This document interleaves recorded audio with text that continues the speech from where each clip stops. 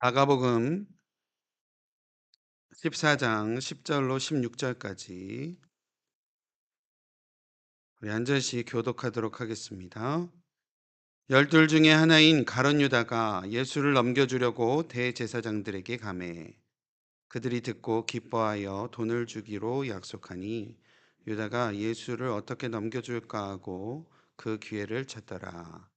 무교절의 첫날 곧 유월절 양 잡는 날에 제자들이 예수께 여짜오되 우리가 어디로 가서 선생님께서 유월절 음식을 잡수시게 준비하기를 원하시나이까 하매 예수께서 제자 중에 둘을 보내시며 이르시되 성내로 들어가라 그리하면 물 한 동이를 가지고 가는 사람을 만나리니 그를 따라가서 어디든지 그가 들어가는 그 집 주인에게 이르되 선생님의 말씀이 내가 내 제자들과 함께 유월절 음식을 먹을 나의 객실이 어디 있느냐 하시더라 하라. 그리하면 자리를 펴고 준비한 큰 다락방을 보이리니 거기서 우리를 위하여 준비하라. 같이 읽겠습니다. 제자들이 나가 성내로 들어가서 예수께서 하시던 말씀대로 만나 유월절 음식을 준비하니라. 아멘. 할렐루야. 아멘. 주님의 부활을 우리가 준비하고 기다리며 고난 주간을 특세로 모이고 있는 우리 성도님들의 삶 가운데에 오늘도 하나님께서 크신 은혜로 함께하여 주실 줄로 믿습니다. 아멘.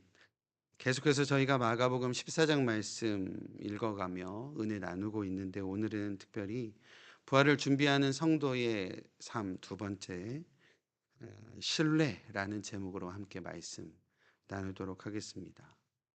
저희가 예수님의 죽음과 그리고 부활을 준비한다라는 이러한 명제 아래서 우리가 계속해서 마가복음 14장에 나오는 인물과 상황 그리고 사건들을 통해서 어떻게 예수님의 죽음을 어떻게 예수님의 십자가를 준비해야 하는가를 우리가 비교하며 읽고 있는 내용이라고 할 수 있겠습니다. 오늘 본문을 보면 앞부분은 예수님의 제자였던 가룟 유다가 예수님을 배반하기 시작하는 내용의 장면과 뒷부분인 12절에서부터 16절까지는 유월절 만찬을 준비하게 하시는 예수님과 그리고 제자들의 모습을 우리가 보게 됩니다.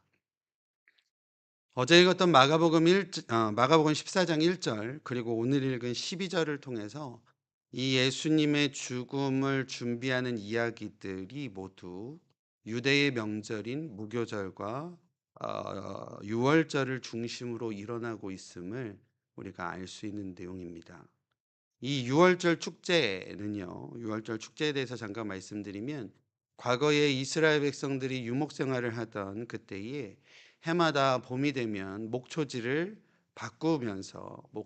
바꾸기 직전에 행하여졌던 절기가 이 유월절 만찬, 유월절 축제인데 그 어떤 역사적 시작점은 우리가 잘 알고 있는 출애굽기 12장의 내용입니다. 출애굽 직전 애굽에게 하나님께서 마지막으로 허락하신 재앙이었던 초태생을 죽이는 장자를 죽이는 재앙 가운데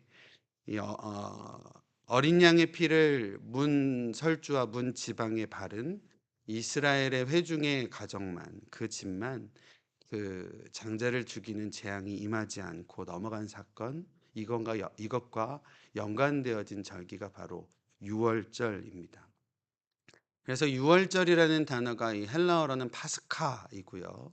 이 유월절이라는 이 단어가 파생된 것이 히브리어 페사흐, 다시 말해서 오늘날 말로 하면 패스오버입니다.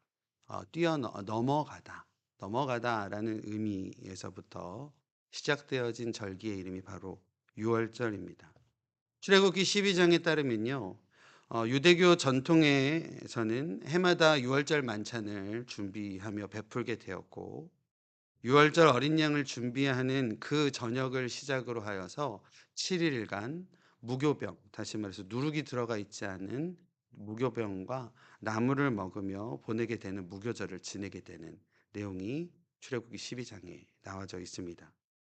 오늘 본문의 유월절, 다시 말해 어린 양을 잡아 먹는 그 잔치를 위한 준비를 위하여 예수님께서 제자 둘을 예루살렘 성내에 보내고 계시는 장면이라고 할 수 있겠습니다.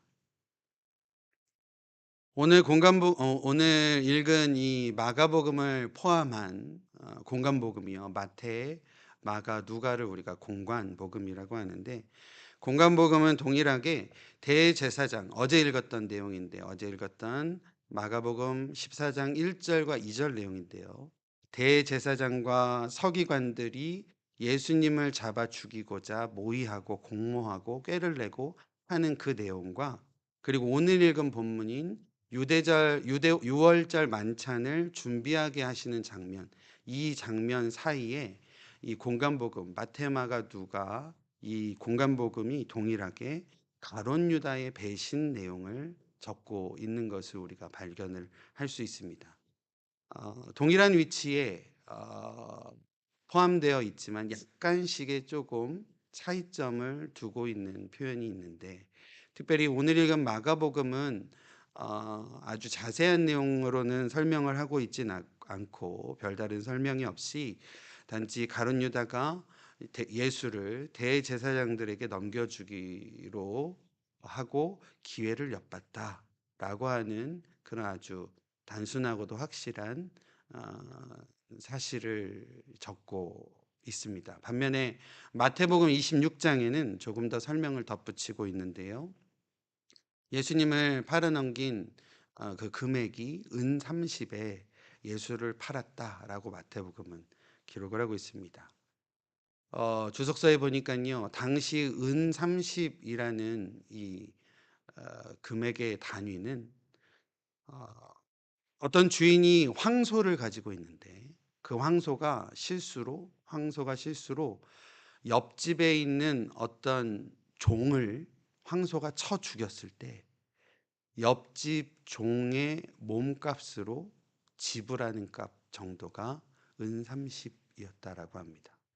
그러니까 철저한 어떤 계급 사회에서 종의 몸값이라고 한다면, 꽤 오늘날과는 좀 다르게 종의 몸값은 크게 아주 중요한 어느 정도의 값어치가 아니다라는 사실을 은 30이라는 표현을 통해서 우리가 알 수 있습니다.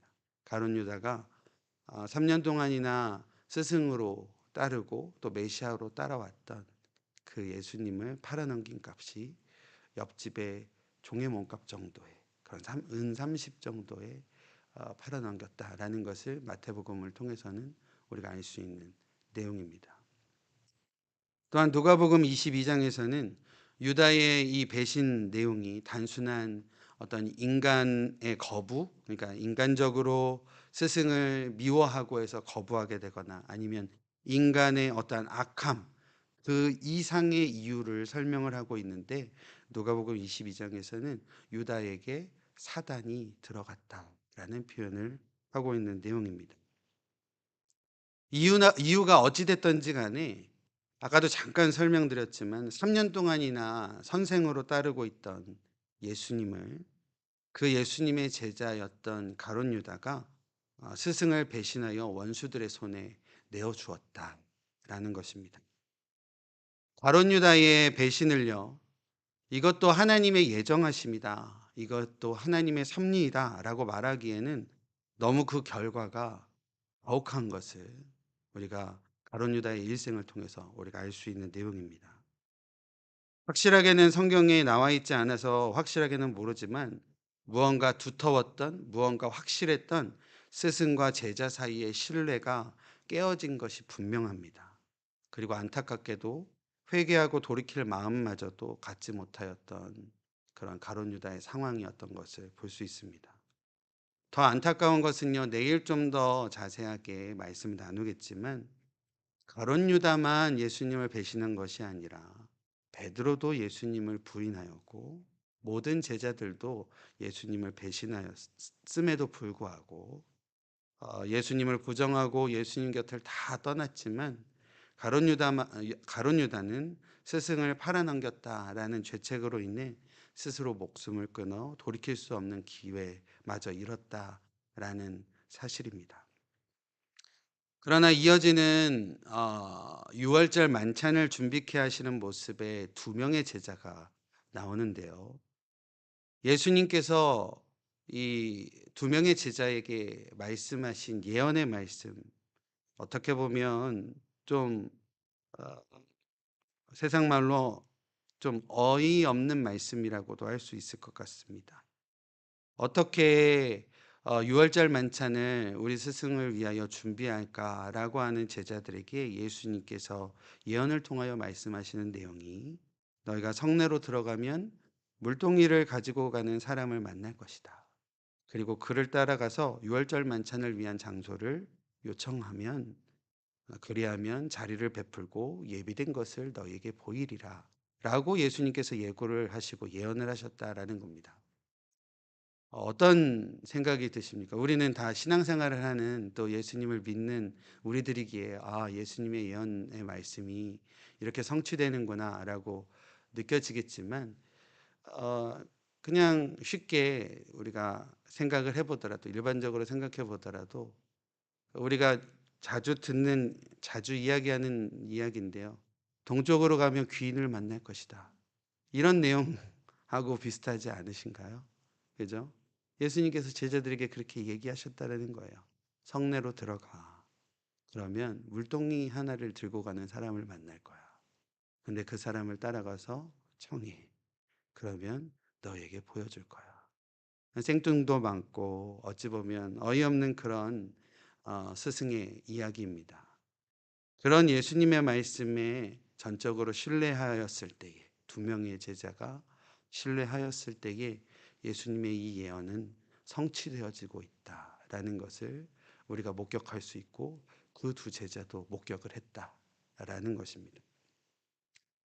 사랑하는 성도 여러분, 신뢰하는 우리에게 성취하시는 주님이신 줄로 믿으시는 저 여러분들 되어지시기를 바랍니다. 오직 주의 거룩하신 뜻을 신뢰하심으로, 또 끝까지 붙드심으로 하나님의 귀한 성취하심의 은혜가 우리의 삶 가운데 귀하게 이루어져 가게 되시는 우리 모두의 삶이 되어지시기를 바랍니다. 오늘 본문에요, 준비하다라는 단어가 여러 번 등장을 하고 있습니다. 12절에 한 번 나오고 있고, 15절에는 두 번 나오고 있으며, 16절에도 한 번 나오고 있습니다. 지금 저희가 있는 성경은 준비하다라고 되어져 있는데, 예전 저희가 읽었던 성경은 예비하다라는 단어를 사용을 하고 있는데, 이 단어의 헬라어 원어가 헤토이마조라는 단어입니다. 이 헤토이마조라는 단어인데요. 유월절, 이 헤토이마조라는 단어의 뜻은 준비하다라는 의미뿐만 아니라 예비하고 예비되어져 있다라는 의미를 담고 있는 내용입니다. 유월절 축제를 준비해 주심은요, 유월절 어린 양의 피를 문설주에 바르게 하심과도 같다라는 것입니다. 다시 말해, 아까 유월절을 제가 잠깐 어떠한 표현으로 말씀드렸냐면, 어린 양을 잡아서 먹는 잔치라고 말씀을 드렸는데, 어린 양을 잡아서 먹는 잔치는 오늘날 우리가 생각을 해보면 예수께서 스스로 자신의 몸을 십자가에 내어 주시고 십자가에 달려 죽으심으로 완성하신 성취의 의미를 갖고 있는 내용이 오늘의 내용이다라는 것입니다. 다시 말해, 이 준비하셨다라는 헤토이마조는 하나님께서 우리를 위하여 예비해 두셨다라는 것입니다. 하나님께서 사랑하는 영혼들을 위하여 영원한 예비하심으로 허락하여 주신 어린 양이 바로 우리 주 예수 그리스도이십니다.